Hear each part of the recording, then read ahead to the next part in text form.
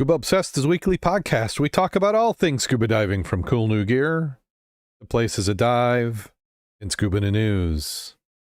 Scuba Obsessed episode 524 is recorded live February 3rd, 2022. Welcome back to Scuba Obsessed. I'm Darren Gilson, coming to you from the southwest side of the great state of Michigan, where we did get a tad bit of snow this week. Joining me this week, we have Mack, the dive mentor. How you doing today, Mack? I'm very well, thank you. And I've had enough snow for the week. Yeah, plenty. So how much did you get there? We got about a foot here at the house. Yeah, Not counting the drifts and blowy, but a solid foot over the flat parts, and 2.5 up in some of the drifts. Yeah, I'd say it's about what we got. We may have had some spots where it was 14, 16, not counting the drifts. Most of that snow fell yesterday between 3 a.m. and I would say about 6 p.m., somewhere in there. But I went to work like a crazy person, and I'm not driving the truck. I'm driving my wife's car, which has about 3.5 inches of clearance, I think is what it's got. You know, it's a plow. You're basically pushing everything out with the front of the car. I made it to work, and about 1 o'clock, I'm like, I'll just go home and work from home the rest of the day. And they hadn't plowed my road yet, side street, and we'd gotten another 5-6 inches of snow. So I couldn't even, I made it all the way to within a couple miles of the house, and I couldn't get down the road. So I had to drive into town, and then my wife had to pick me up. So vehicle stayed in town overnight. When you say town, which town? Marion Springs. Oh, okay. I went into the robotics center and did some work on robotics until she got off of work. They closed county down a little early. But she had stuff she wanted to do, so she worked late. And then today I worked from home and shoveled. That was fun. Yay. And I say I shoveled about a quarter of it. She shoveled 3/4 of it because I was working. She had a day off. And then I conveniently broke the shovel. Not in a fit of rage, but I think I was trying to He-Man it a little too much, and the shovel snapped there in the driveway. Well, the last snowstorm, my electric start, the motor on it, the bolts got lost. Never knew it because it's sort of hidden, and started to start it the other day, and it's like, what the hey? Looked under it, slammed to the side. Took me a full day to go find bolts and stuff to put that together again. So it was just bolts last week. It was just bolts that came off? 4 bolts on it, all 2 of the bottom ones, 2 sliders at the top just came right out. Huh. But you couldn't feel it, vibration of the snowblower, until I put it away. Then yesterday, before the storm hit, I was out there playing around a little bit and realized, wow, it's not throwing snow anymore. So the auger belt was bad. Oh, geez. So I waited until I got warm enough to take a hairdryer, dry the bolts off, and open it up. The belt was good, but it had about 6 inches of slop in it. Oh. So I found the adjuster for the tensioner, got that to work, and so I've snowblowed 3 times since the snow started. And I'm glad I fixed it before that, because I wasn't going to shovel it. Oh, Karen was saying that I think she was planning on staying home, but then she had emergency dentist visit she needed to do with her mom.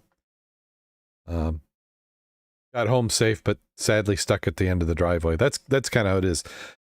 We couldn't shovel the whole driveway tonight, so I backed in as far as I could until the car started bottoming out. So I saw her picture. She's got a long driveway. She does. Yeah, her driveway, I would say, is about the same length as mine.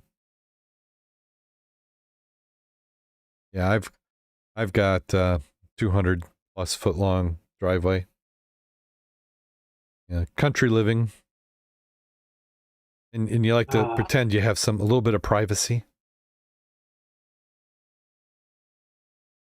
Oh, Yeah, she said it took a couple hours of snow blow, and I believe it. This was, they were pretty much accurate. I have to give it to the weathermen. The county's having a hard time keeping up with the snow, so I would say this was not an unreasonably heavy amount of snow, but they're short on drivers, and they pretty much run from 4 a.m. to 4 p.m., and that's what they did. So a lot of side roads didn't get hit yesterday, but we didn't get much overnight. When I got home yesterday about 6 or 7, I doubt we got another half inch between there in the morning. So it's mostly clean. We got lucky. Mm-hmm. Yeah, it could have been much worse, and that would have been a real storm, but I'm just kind of a pessimist with this because they always like to hype it up so you watch. But yeah, school is out for 2 days. So, okay, well, let's jump right on into the news. Thank everybody who's in the chat room. We have Karen and Dave. I saw there in the chat room and in Discord. And I'm sure some others will come up in the show notes, not show notes, in the YouTube chat as it goes. Articles old, but different this week, Mack. You provided them, and I saw those, and they were good enough, and I decided I wasn't going to do any more. I'm building, maybe I'll show some photos later. I think I teased that last week, but building some field elements. So, little bit crazy complicated. First article is the loss of the Chief William Sauls off the coast of Delap's Cove Bay of Fundy for 5 members. The vessel was a scallop fishing vessel, vanished on December 15th, 2020 in the Bay of Fundy off the southwestern Nova Scotia. An emergency signal arrived at 5:51 a.m. on Tuesday morning near Dallops Cove, Nova Scotia. The Maritime Joint Rescue Coordination Center said a helicopter and Hercules aircraft, 3 Coast Guard ships were immediately deployed to assist with the search, which is being hindered by bad weather. The sea was about 6 feet with winds over 34 blowing from the northwest, pushing towards the shoreline and hampering rescue attempts. When Chief William Sauls left the port, the weather became worse than originally expected. Combination of gale-like winds, numerous currents, and the fact the seas were strong probably contributed to the tragedy. Debris from the air was spotted Thursday, December 17, 2020, and 2 life rafts washed ashore, but no one was on board. The crew was thought to be sleeping in their bunks, and if the Sal had overturned, they would not have had time to save themselves, even though they wore survival suits and life jackets on board. And then there's a follow-up. The vessel was found over 1.25 miles off Dallops Cove, Nova Scotia, sitting upright at 197 feet in cold saltwater 1 month and a day after her loss at sea. Remote-controlled vehicle used to search the area identified Solace. It is thought the remaining fishermen and crew are still in the vessel. The recovery of the crew members is important to the family members to bring them closure. And this is the RCMPURT, which is the Royal Canadian Police. Okay. Underwater Recovery Team. Boy, they like their acronyms there. Yeah. Yeah. Is it RONC? Is how you would pronounce that? The rescue team assisted Coast Guard and Transportation Board to locate the ship. So, was there anything in particular on this one, Mack? Not the other stuff I didn't put on there, but the after effects. Mm-hmm. The family had a GoFundMe item. They're encouraging the other scallop fishermen, other fishermen at all, whenever the weather's like that, they really should be putting on their, because they had safety gear, they had the cold water gear. It looks like a freak wave hit them and rolled them. Because initially 6 feet, waves, and wind is not a big deal unless it hit a bad trough and rolled. Mm-hmm. Had they had their gear on, anticipating something like that, they might have had survivors since they were less than 1.5 miles offshore. Yeah. The secondary part that's not in there and it's got nothing to do with diving is there were several articles that I had no clue was going on in Canada or Ontario. The Royal Canadian Police have their own like SWAT teams. Mm-hmm. and one of the articles was they were chasing an individual who killed 18 people. Wow. In Canada. And it's like, wait a minute, I didn't hear anything about that on our news. No. But it was quite interesting. Then I sort of went looking around, and it's like, there's a lot of stuff you don't know that happens in Canada because our news people do not cover it. Oh, I've given up on U.S. news in general. Stuff in print maybe, but as far as CNN, ABC, CBS, all those, they have so little time to cover anything, and the quality's poor. It's just the wrong business model. We need a different business model for news. Unfortunately, it means you have to pay for it, but I think it's better to pay for it and know that you're the customer instead of getting it free and you being the product. You're just somebody to advertise to. It's time to dive against debris. Divers have a proud history of removing rubbish from the ocean, rivers, and lakes. Despite our best efforts, the trash keeps piling up. In response, Project Aware created Dive Against Debris, a global survey of underwater rubbish in our oceans and freshwater, created by divers for divers. Divers Against Debris turns your underwater cleanup into a maritime debris survey. Not a diver, no worries. You can help too. Become a Project Aware specialist. You can help divers during this event. By working together, Project Aware volunteers are playing a major role in keeping our oceans and lakes clean and healthy. This year, Neptune Salacious Diving in Kingston, Ontario, Canada is partnering with Marine Museum and Great Lakes in Kingston, Swim, Drink, Fish, Sandy Pines Wildlife Center, and Turtles Kingston. The Dive for Debris was held October 9th, 2021. Over 800 pounds of debris were recovered from the water, while the winds and waves were a bit of the challenge. Everyone had a lot of fun diving during the cleanup with more than 20 divers, 15 shore support.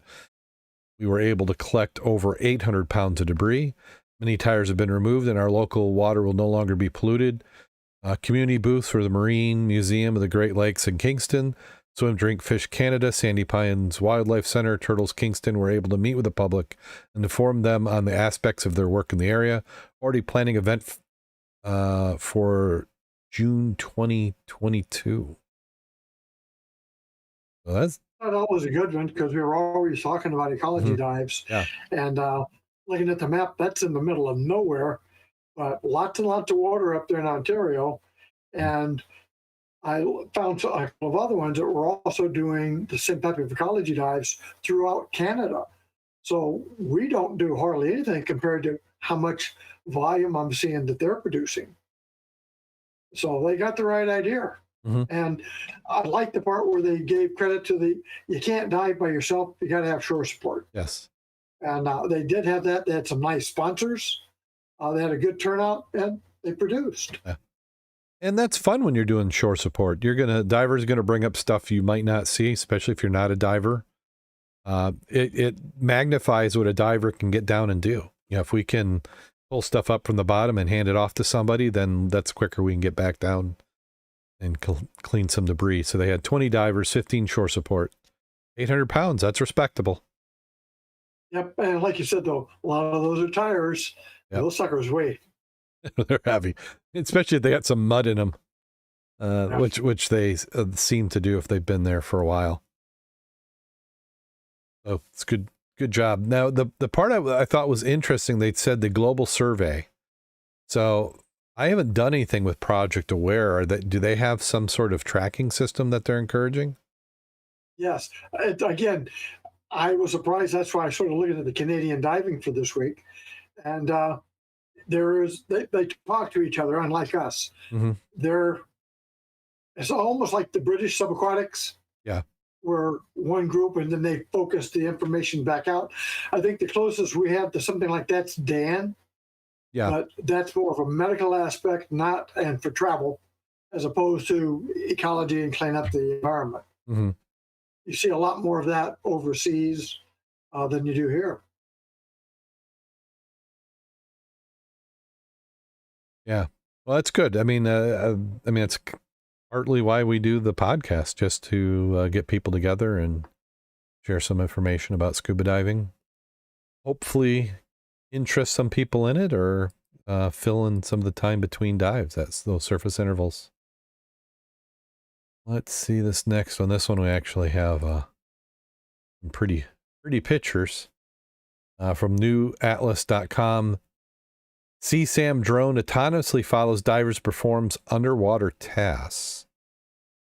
Back in 2016, New Atlas reported about the iBubble, an underwater drone that autonomously followed and filmed scuba divers, one is more capable industrial age big brother known as CSAM.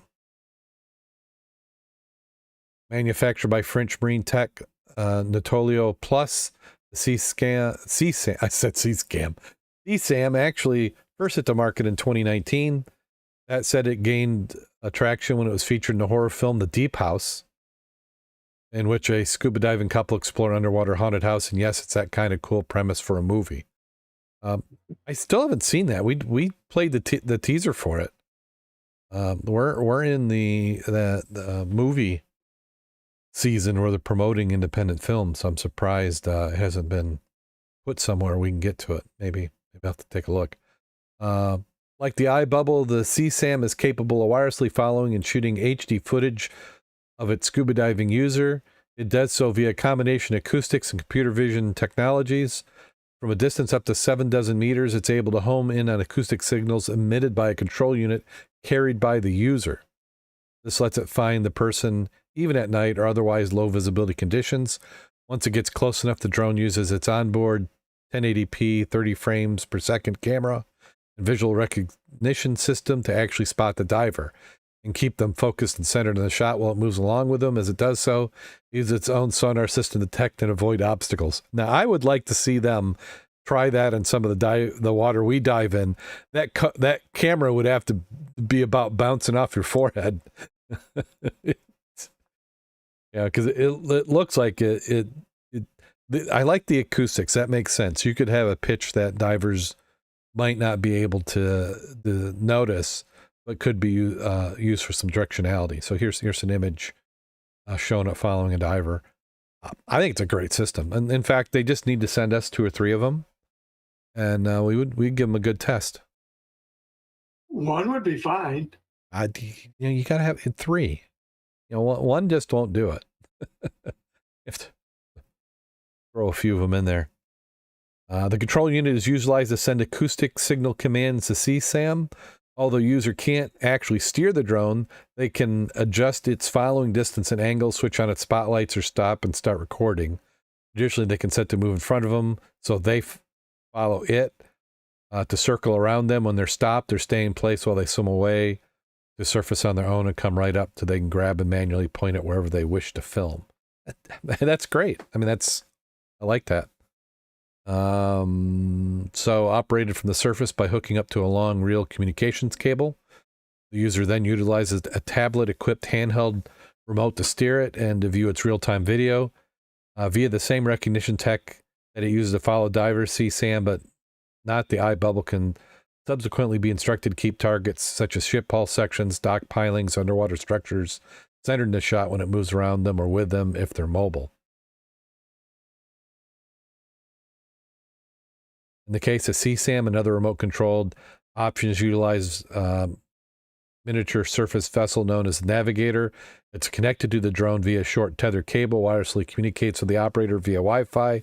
This means the cable only needs to be a bit longer than the drone's required diving depth, instead of being long enough to stretch all the way to the shore. Additionally, because the Navigator is able to determine the underwater location of CSAM relative to itself, it's able to provide GPS coordinates for anything spotted by the drone. This just really sounds like a good design. It didn't tell me how much it cost.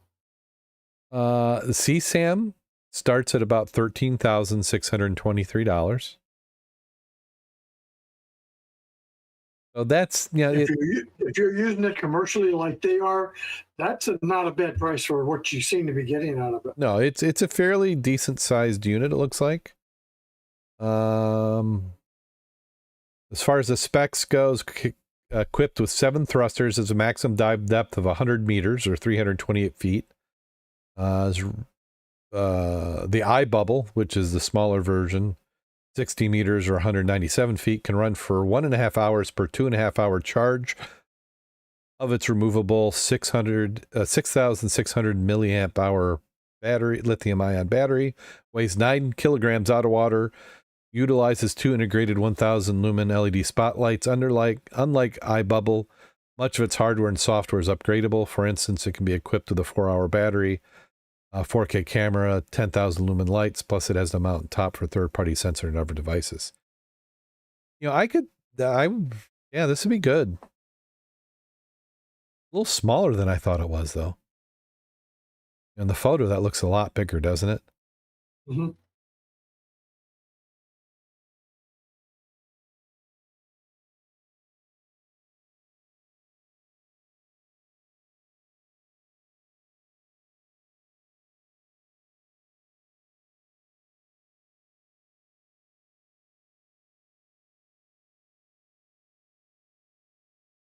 So here we're watching a video of it, throwing it in the water. And they're showing it in a commercial operation doing kind of a simulated inspection. I don't really think, would you be inspecting that? Yes, you could be using that to do what they're doing, looking at the flange surface of connecting pipes, things like that. Oh, okay, so that's what they're doing. I was just thinking it was just... Yep. Okay. Working on a wellhead, something like that, that'd be a nice tool. Little Xbox type game controller. And what I noticed on that one, did you see how it was going in a downward angle? A lot of them don't like, they want to stay horizontal. And they're getting it at all sorts of different angles. So 7 thrusters is quite a bit.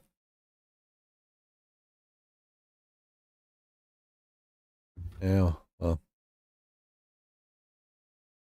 We'll have links in the show notes if you want to see a little bit more on it. But yeah, it looks good. Wouldn't mind playing around with one. Yeah, I'd like to play with that.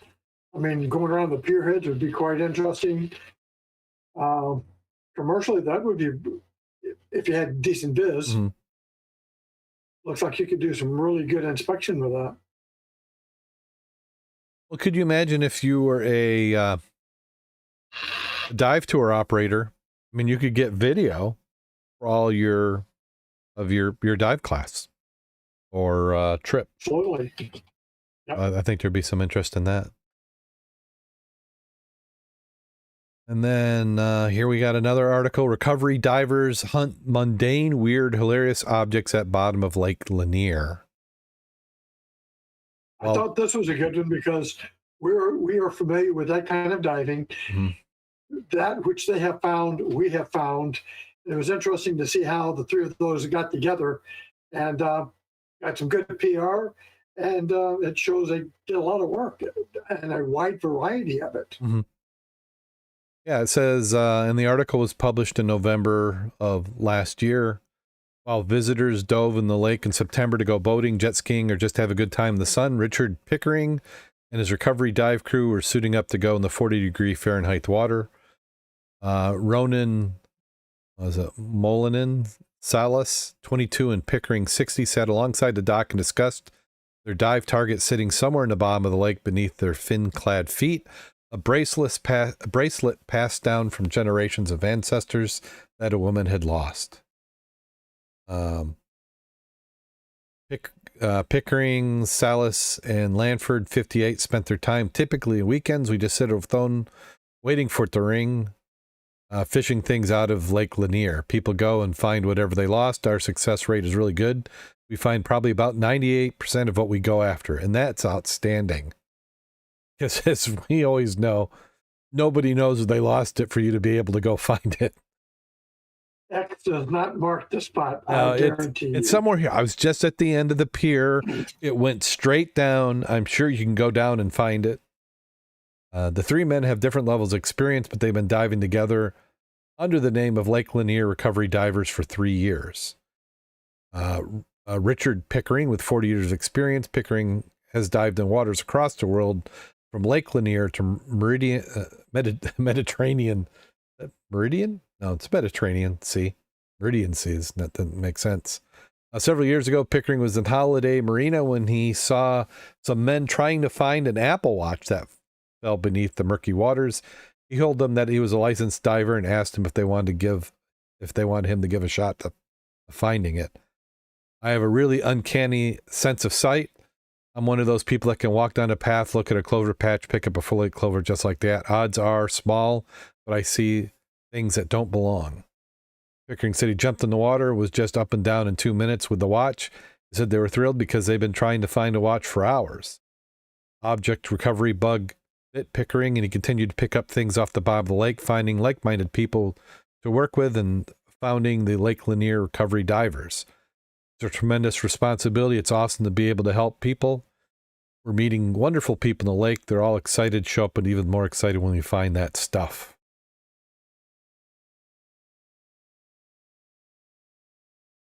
So he's found everything from iPhones to boat anchors. He said rings are super hard to find. He found 29 rings. He's hoping to recover his 30th before the end of the year. While phones, keys, glasses are on the most common items Pickering finds, he says he never forget having to dive for a set of dentures. Ouch. Yeah, he got quite an investment in a set. He said he got a call from a client. They agreed without knowing what he'd be looking for. When he arrived at the dock, there's an elderly man, men all sitting around just sizing me up before asking me to help him find one man's dentures. He said, "What? Is this a joke? Am I being pranked?" They weren't joking. Pickering said they were eating chicken wings when the man bit into one harder than expected and tossed the bones into the water. I guess the teeth just went with it. When I got down around 40 feet, I saw these blobs just floating in the water. It was like the Twilight Zone. I started to reach for them. They kind of moved away from me, so I got closer in my bright light, and they were half-eaten chicken wings. It was so gross. Diving in a sea of chicken wings. He found the dentures, though. Yeah, he was still wearing them. He washed them and put them back in his mouth. Oh, goodness. Lanford's been diving for about 20 years, mostly in clear water and vacation. About 6 years ago, he started diving the golf course in Aqualand Marina for lost balls. He said he and his friends, when they hit them off the dock like a diving range. I just realized one day I love picking up stuff from the bottom of the lake. It was a lot of fun. I will tell you, though, the first time I jumped into Lake Lanier with scuba gear, my knees were shaking. When I got down there, I thought it was pretty neat. Lansford lived in the Bahamas for 5 years, but he made sure to keep up with everybody back home, especially Pickering. He said he watched Pickering's post on Facebook, decided he wanted to be part of the Lake Lanier Recovery Divers. Pickering created a really nice service for people, and I wanted to be part of it, rewarding from seeing somebody's face when you come up with something that they thought was lost beyond belief. Since working for Lake Lanier Recovery Divers, Lansford has come across weird, interesting items from the bottom of the lake. One never fails to make him laugh. One July afternoon, Lansford and Pickard were diving for an anchor. They happened to be together that day when they got a call from a repeat customer.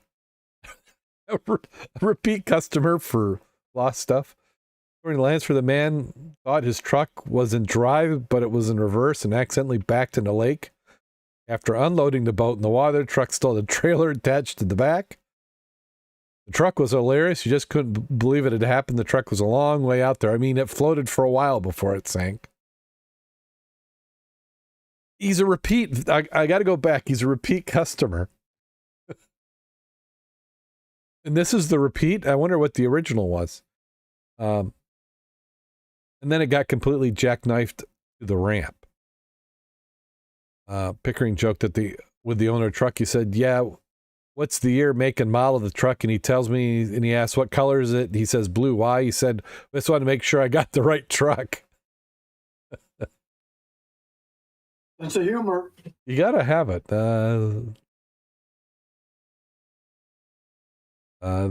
As they descended, Pickering said the truck's windshield wipers are still on, so he turned them off along with the ignition. Wow, that's pretty impressive. They must have gotten in there pretty quick. Well, I think they said they were already in the water. So we also got out his wallet. But then it looked around, and there's a big bag of Bojangles biscuits floating up in the ceiling. So I grabbed it, and then we came back up. I said, "Hey, I got your breakfast." I'm just thinking, he's quite a comedian. You could have all sorts of things like you could. That'd be mean. You could have stuff that you could stuff in his wallet that wasn't originally in there. So there's another part you're coming to that's interesting. Okay, so Ronan, was it Molina Salas, is just getting started diving. He's probably the most qualified. He went to commercial diving school, Pickering said. He dived for 2.5 years before attending Commercial Diving Academy in Jacksonville, Florida. After graduating, he returned to Georgia, found Pickering's post on Facebook. He reached out to him, asked him if he could join the team. Pickering said not many people make the cut to dive with him because they panic. They're not used to seeing all the trees in the bottom and they get intimidated. After taking him out for some test runs, Pickering welcomed Molina Salas into the team. I love it. I'm ready for any big adventure in these two guys. He said he spends his days off in the water preferring jet skiing. One day he found something, a floating suitcase. I almost ran it over. I looked at it and it was really nice, so I pulled it out of the water. He grabbed it, took it to the docks where he unfortunately had to open it and go through the contents to find the woman that owned it. He said he was able to find an Apple Watch, contacted the owner's husband through the device. I texted him from the watch and then I put my number in it so he could call me. He calls me and tells me he's not in Georgia, he's in California, and his wife is at the lake, and he didn't know she was there. He said that while the woman was grateful for her things being recovered, he was brought anger amongst the couple by trying to do a good deed. Diver service. So I take it that people weren't where they said they would be. Yeah. The two women had been fighting while fishing. In a fit of anger, one had thrown the other's wallet into the water. It was only 8 feet of water. This will be easy. But when they got there, he saw the fish and the mud, and he thought, this is terrible. It smelled like fish for a week. Okay. Be an interesting group. There, if somebody's going to do a show on some divers, that one might be an interesting group. But how big is Lake Lanier? No, I did not look that up. Well, because I've heard of the lake, but I just am not picturing it. So, yeah, cool.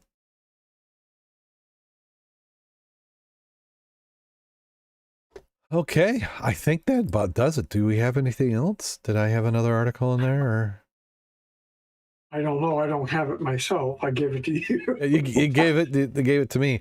Oh, yeah, we do. I don't think I've got a link to the article, but we can cover this one.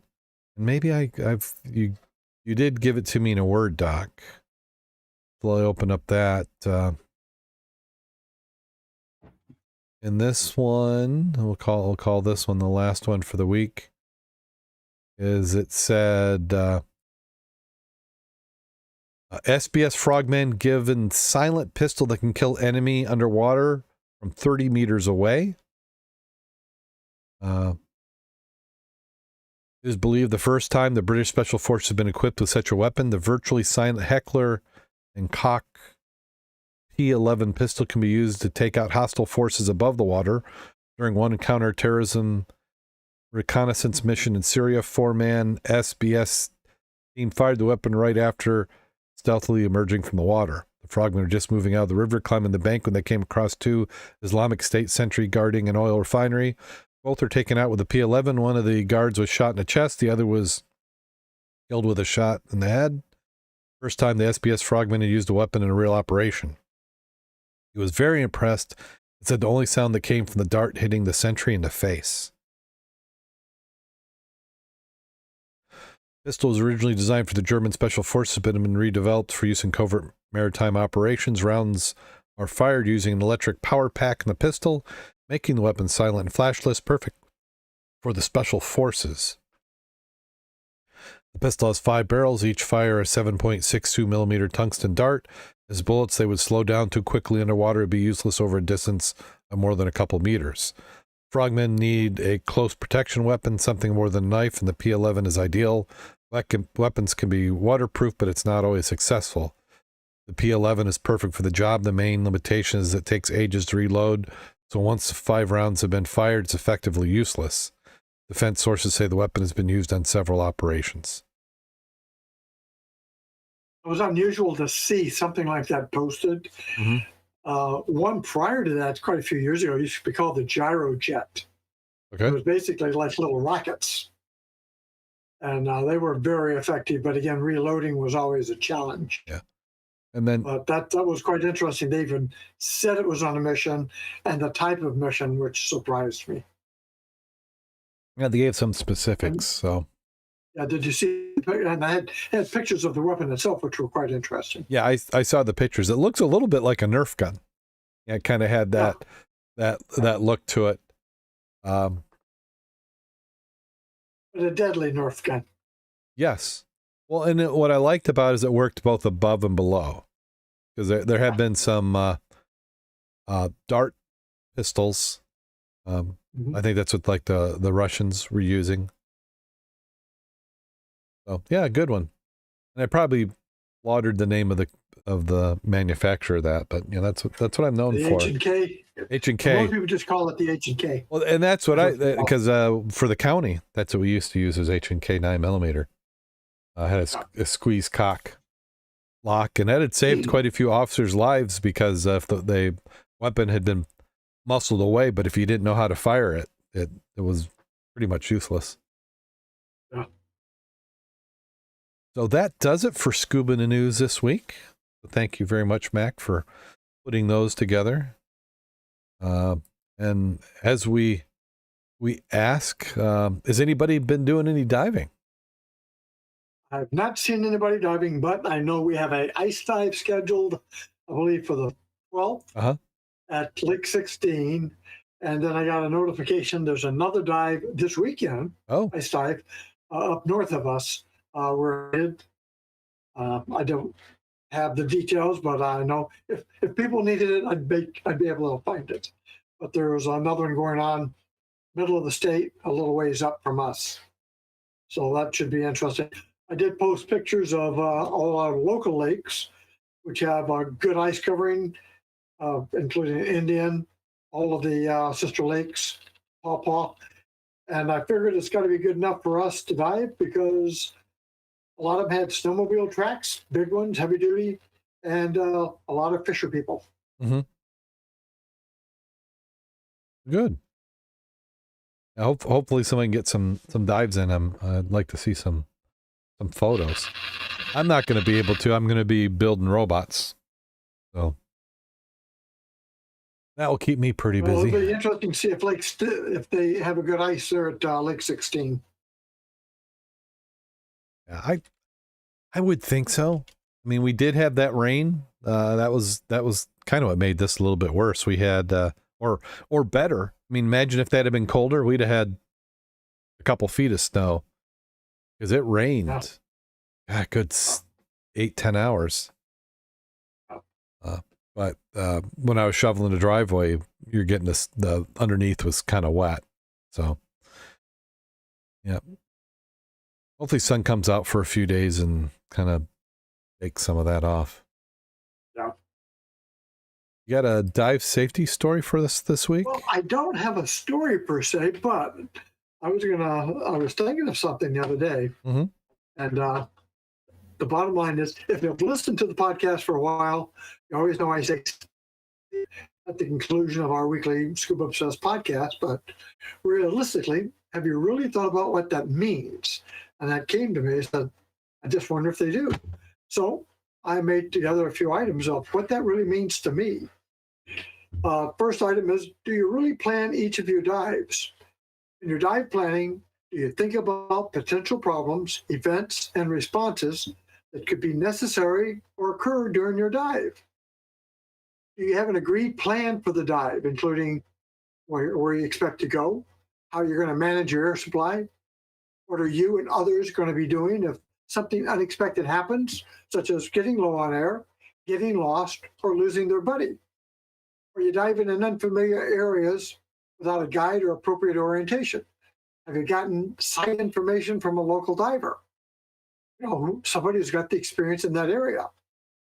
Are you almost doing a dive outside of your training or experience, such as diving just a little deeper than you have before, or doing something you haven't quite been trained for exactly, or even diving in a semi-confined space.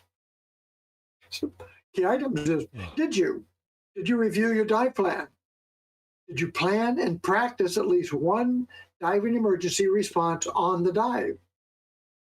Have you anticipated and practiced your response to suddenly no air, a runaway positive buoyancy, sudden unexplained free flow at any depth, sudden negative buoyancy, a must-do free ascent with no surface reference? You're suddenly lost. Can't find your dive buddy. Or even your buddy said he doesn't feel good after the dive. What do you do now? Have you thought or practiced your response to those type of issues? Are you able to do the following? Perform a non-tethered controlled emergency swimming ascent. This is an emergency swimming ascent which remains under control and which is performed at a safe ascent rate with continuous exhalation at a rate unlikely to cause injury to the diver by lung overexpansion. Now, back in the day, PADI required us to do a ascent like that from 60 feet, an emergency swimming controlled ascent. They don't do that anymore. Another form of ascent, which may be considered an emergency ascent, is a tethered ascent, where the diver has unintentionally lost full control of buoyancy due to loss of balance weight or weight belts, and controls ascent coming up the anchor line, or controls their ascent by use of a reel line secured to the bottom. Do you really have some form of emergency plan in case something goes wrong? Can you manage an injured or unconscious diver underwater? Have you ever practiced it? Can you manage an injured or unconscious person at the surface? Can you extract an injured person or unconscious diver from the water to get him in a boat or haul him to shore? Have you thought about it? Do you do a post-dive debriefing even if it's for yourself? Did you discuss what went as planned or what did not go as planned, and then determine why? When was the last time you even considered talking about these possible scenarios? So in conclusion, when I say that little mantra, remember that the most critical safety skills for diving are not intuitive. Diver safety is enhanced by comprehensive training and frequent exercise of safety critical skills. Never forget that if you feel over-anxious about a dive, or you feel you may not fully be qualified for the conditions, you have the absolute, unconditional right to end that dive without having to justify your decision to anyone, period. Ultimately, only you are responsible for deciding if the dive is right for you. So when I say at the end of my meetings here, stay safe, that's what I mean. And again, how often do you really think about that? You should be. And again, the message is, if you're not feeling comfortable, you need to call the dive. Yeah. But the other item that I always liked back in the day, and we don't do it as much as we used to, but I use Sir Larry and we go hit the river. We have a dive plan, even though it's pretty simple because, certain area, we're comfortable with it. But at the end of the dive, we went out to eat. Then we sit across and we say, okay, what did you learn this time? What did you reinforce? Or what did you do wrong? And we then both do it. And it's amazing how often you did something different, you did learn something, or you reinforce something. Mm-hmm. And by going back and forth like that, it helps out the other guy. It may be bashful. It might be a new guy. He might be embarrassed to say something. This way you're reinforcing expectations and safety. And I encourage it. It's a lot of fun. Yep. And that's really with diving. I mean, that you're not licensed to dive. You got training that is to give you a good head start, and really think of it as a license to learn. Yeah. You learn something new all the time.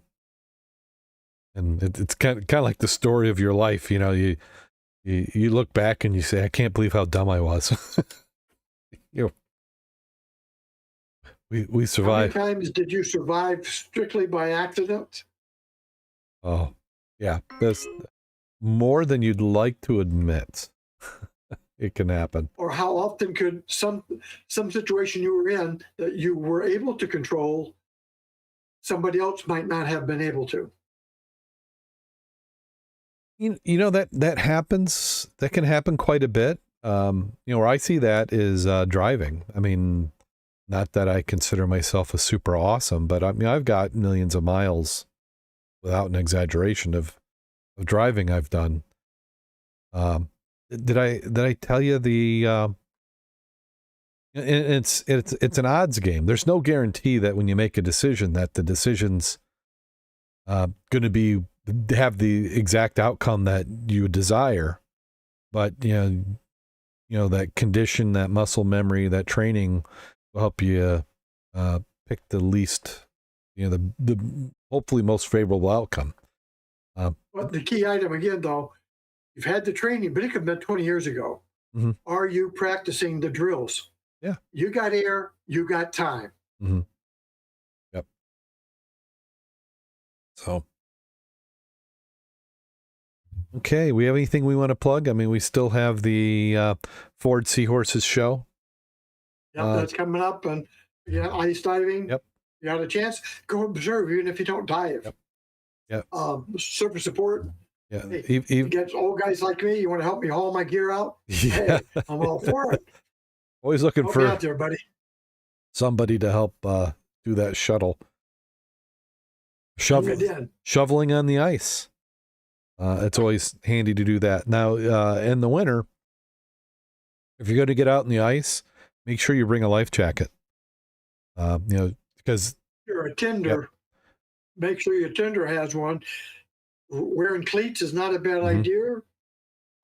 Lifelines available always. Yep. I've been out there when we've had fully dressed divers, and for whatever reason, and I've got a video. You can see us 1 second, everybody's gone because the ice broke. Everybody's in. Yeah, I have not personally. You did go back the next day and get all the gear out. Yeah, I have not personally experienced that, but I imagine that would have to be a shock. Your buoyancy is not what you thought it was. Well, when it's dark, because it was a midnight dive. Oh. Let me tell you, but we had prepared. We had a John boat with gear and stuff in it. Mm-hmm. So and everybody was dressed when you went on the ice. Yeah. And otherwise, it would have not been a fun day or a fun evening. Yeah.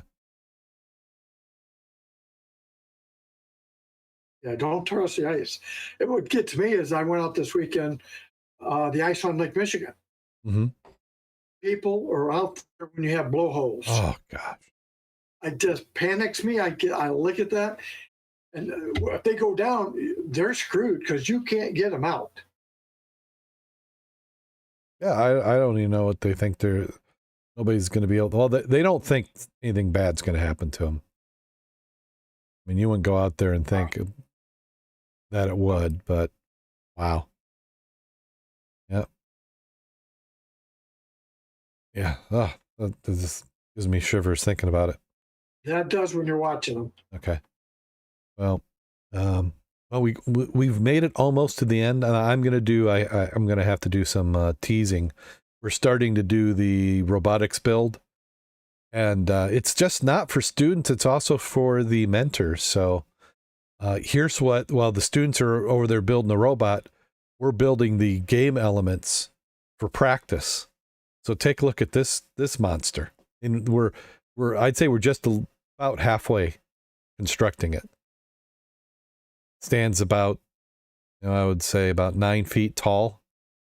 Yeah, it looks at least that. Got a plastic cone in the top with an agitator. So we're shooting 9.5-inch balls into that top section. And then there's 4 outrunners. So there's a wheel in the middle and it spits the game piece back out in the outrunners. And then there's a center section there as well.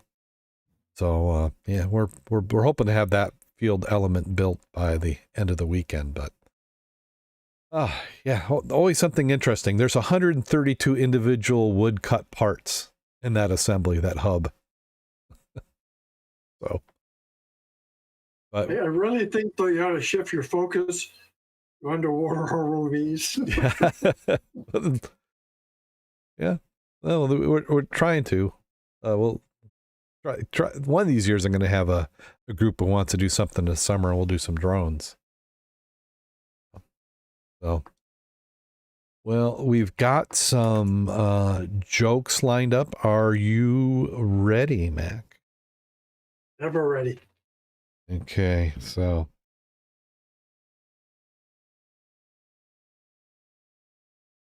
let's see. I've got one. Let's see. Dave sent me some, but I think I'm gonna start off with one that I had.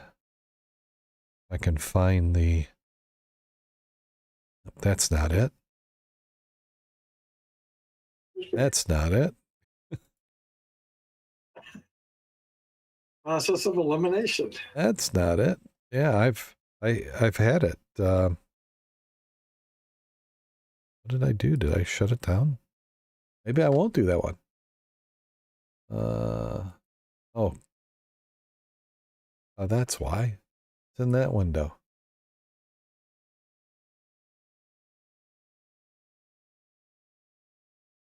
Okay. Okay, here's one that's a little obscure. A mathematician wanders back home at 3 a.m. and proceeds to get an earful from his wife. "You're late," she yells. "You said you'd be home by 11:45. "Actually," the mathematician replies coolly, "I said I'd be home by 11:45.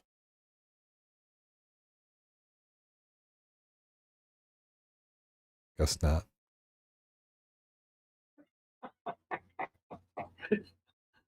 I had to take my shoes and socks off to just figure if I could get that one out. Oh. Did you hear about the mathematician who's afraid of negative numbers? You'll stop at nothing to avoid them. I expect Karen's mom is thinking these are pretty good. A recent statistician shows that an average human has one breast and one testicle.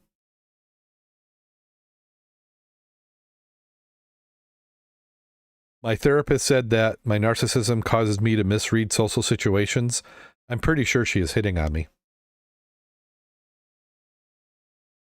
An unethical jester is nobody's fool.